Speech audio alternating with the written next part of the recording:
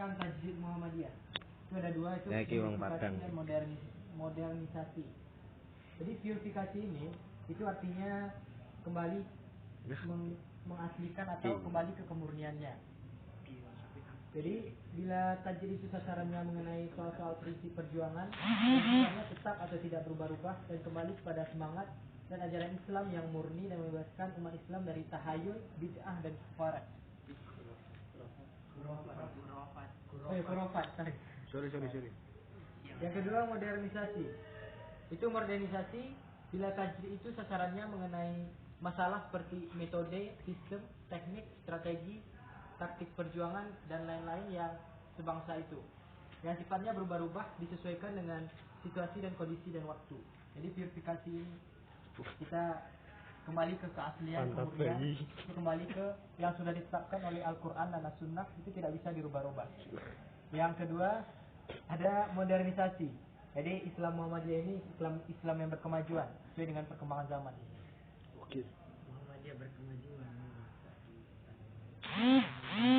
Jadi Muhammadiyah itu gerakan keagamaan yang bertujuan menegakkan agama Islam di tengah-tengah masyarakat sehingga terwujud masyarakat Islam yang sebenar-benarnya.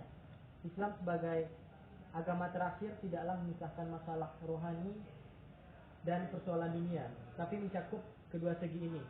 Sehingga Islam memancar ke dalam berbagai aspek kehidupan, tepatlah yang merupakan satu kesatuan, satu keutuhan. Pembaharuan Islam sebagai satu kesatuan inilah yang ditampilkan Muhammadiyah itu sendiri. Sehingga dalam perkembangan sekarang ini, Muhammadiyah menampilkan diri sebagai pengembangan dari pemikiran perluasan gerakan-gerakan yang dilahirkan oleh Kiai Haji Ahmad Dahlan sebagai karya amal soleh.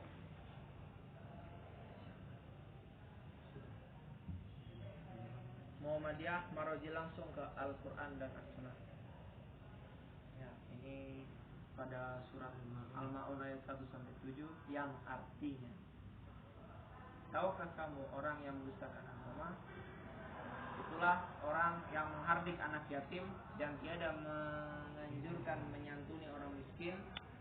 Celakalah orang-orang yang sholat, yaitu lalai dari sholatnya, orang-orang yang malah turun, orang-orang yang riya dan tiada mau menolong dengan barang yang berguna.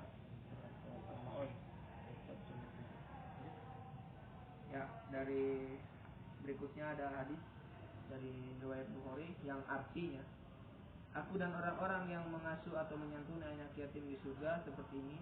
Kemudian beliau memberi isyarat dengan jari telunjuk dan jari tengah seraya sedikit merenggangkannya.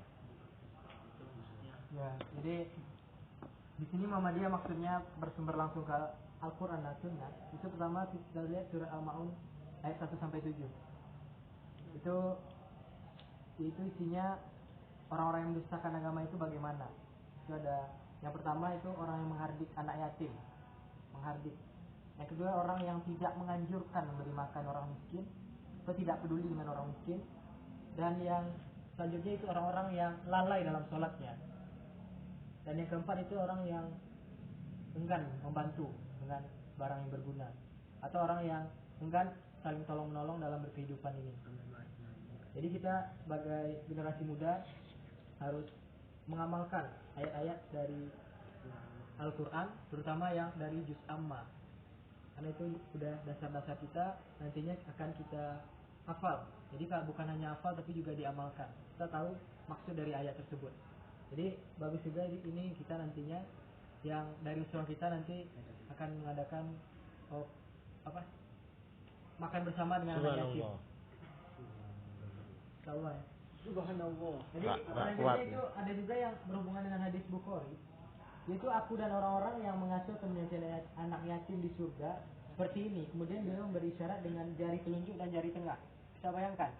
Jadi orang-orang yang menyantuni anak yatim, yang mengasihi, memberi makan, pokoknya yang sayang kepada anak yatim dan tidak membiarkan anak yatim tidak makan, ini seperti jari telunjuk dan jari tengah, cuma agak direngkangkan sedikit. Jadi kita menjadi tetangga Rasulullah di surga. Jadi bayangkan tetangga Rasulullah. Dan ini juga diterapkan oleh Muhammadiyah dengan banyaknya berdirinya panti asuhan Muhammadiyah. seperti kita tahu dari data yang diperoleh Republika, jumlah lembaga pendidikan yang dimiliki Muhammadiyah mencapai lebih dari 10.000. Tepatnya 10.381 terdiri dari TK, SD, SMP, SMA, pondok pesantren dan perguruan tinggi. Untuk TK atau pondok pesantren berjumlah 4.623, SD 2.604, SMP atau MTS 1.772, SMK, SMA, SM atau MA 1.943, pondok pesantren 67 dan perguruan tinggi 172. Jadi keseluruhan amal saya yang dimiliki Muhammadiyah dalam bidang pendidikan tersebar di seluruh wilayah Indonesia dari Aceh hingga Papua. Lanjut, ini perbedaan dari Muhammadiyah, Nahdlatul Ulama, Persis dan Al-Irsyad. Yang pertama mengenai isbal. Jadi Muhammadiyah itu boleh isbal asal tidak sombong. Apa itu isbal? Isbal itu celana di atas di bawah menutupi mata kaki. Jadi kalau oleh Muhammadiyah boleh isbal asal tidak sombong. Yang kedua, NU itu bebas dari isbal. Bebas ini bebas mau isbal atau tidak. Itu menurut NU. Ini belum tentu ada benar. Ini juga kami kutip dari beberapa sumber.